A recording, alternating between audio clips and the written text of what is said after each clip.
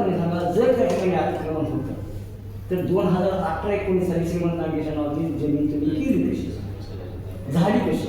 ही जमीन 30/2 मध्ये झालेलंच बरोबर आहे का चूक आहे? समजा झालेलं एक तर बरोबर असेल किंवा चूक असेल ना, त्याच्या नावात झालेलं एक तर बरोबर असेल किंवा चुकीचं असेल, तेच की नाही एसपी साहेब सुनावणी घेऊन तिने ठरवते. झालेलं तत्कालीन जेव्हा तहसीलदारांनी जे काही केलं असेल किंवा आता सध्या जे काही केलं असेल ते झालेलं बरोबर आहे का चूक आहे ते एसपी साहेब ठरवते.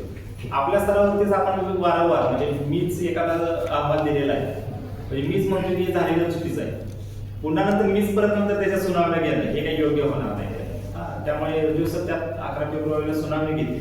सुनावणी घेतल्यानंतर त्यात एक 2 बाबी फक्त क्लिअर करतील. एक तर संबंधित व्यक्तीला जी जमीन मिळालेली आहे ते जमिनीच्या ठिकाणी त्याला मोजणी करून देऊन प्रत्येकाचं जर वाटप करून द्यायचं असेल तर तसे योग्य ते निर्देश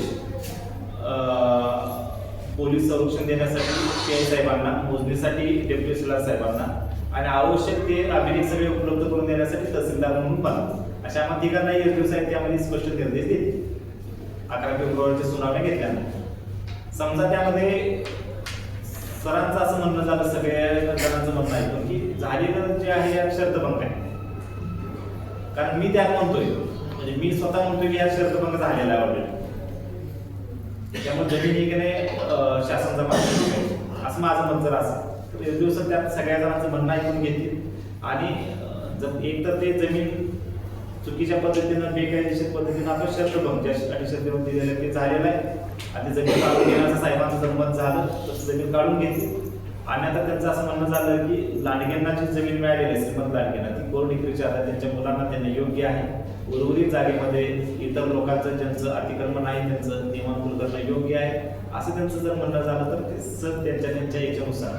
सगळ्या जणांचं आपल्या सगळ्या म्हणजे माझ्या सहित सगळ्यांचं म्हणणं ऐकून घेतल्यानंतर सध्या योग्य तो निर्णय देईल.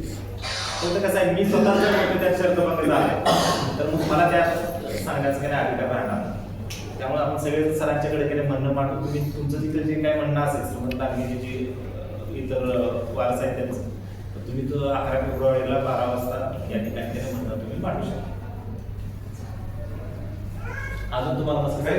तुम्ही ऑलरेडी सगळे लेखी दिलेले आहे तुमच्याकडे ते सगळं आम्ही सरांच्याकडे ते सगळे आयुक्ताकडे आहे, तुमच्याकडे आहे, जिल्हाधिकारी साहेबांकडे आहे, तुम्ही आमच्याकडे जे सर्व दिलं ना त्याच्यात मी माझा अभिप्राय देऊन मी एसपी सरांच्याकडे दिलेला आहे, सगळे दिलेले आहे. नाही आता हे 2 अभिप्राय राहिला तर कसं आहे आता श्रीमंत लांडगे आले उद्याच्याला ज्ञान लांडगे पण तेच ना म्हणजे माझ्या ऑलरेडी 2 गाडी गेले, माझ्या 2 गाडी गेले ऑलरेडी, आता तिसरी एक जण सुद्धा राहिले माझ्याकडे. त्यांचं काय सर माहिती आहे का याच्यामध्ये ह्यांच्या कोर्टातला मॅटर बी चालू आहे, त्याच्यामुळे ज्ञान लांडगेला पण त्या रमेश लांडगेला जागा लिहून दिली त्याचं कोर्ट डिग्री झालं, त्यांनी पण वचन चिठ्ठ्या लिहून कोर्टामध्ये चालू आहे, कोर्टात मॅटर बी चालू आहे. आता ह्यांचा वाद रमेश लांडगेसोबत होता, आता ती मुलं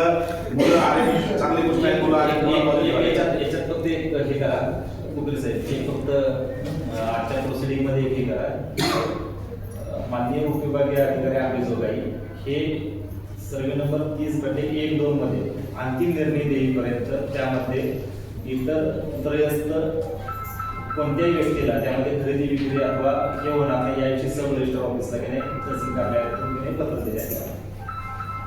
म्हणजे थर्ड पार्टी त्यात परत इन्व्हेस्टमेंट निर्माण होणार नाही, फक्त एसडीओ सरांच्या ह्याच्यापर्यंत मी आधी नोंदणी देतो. एसडीओ सरांचा जोपर्यंत अंतिम निर्णय होणार नाही तो काय करून द्यायचा. त्याचा एक प्रोसिडिंग एक तयार झाला आता सगळ्याचं की तुम्हाला आम्ही एक देतो, पण तो उपस्थिती पट एक तेवढा बरोबर आहे सगळ्यांना एक उपस्थिती पटावर सगळे जे उपस्थित आहेत त्यांचं काही हे करून अजून कोणाचं काय जर म्हणणं असेल तर म्हणणं ऐकून येणारे आहे तयार होईल.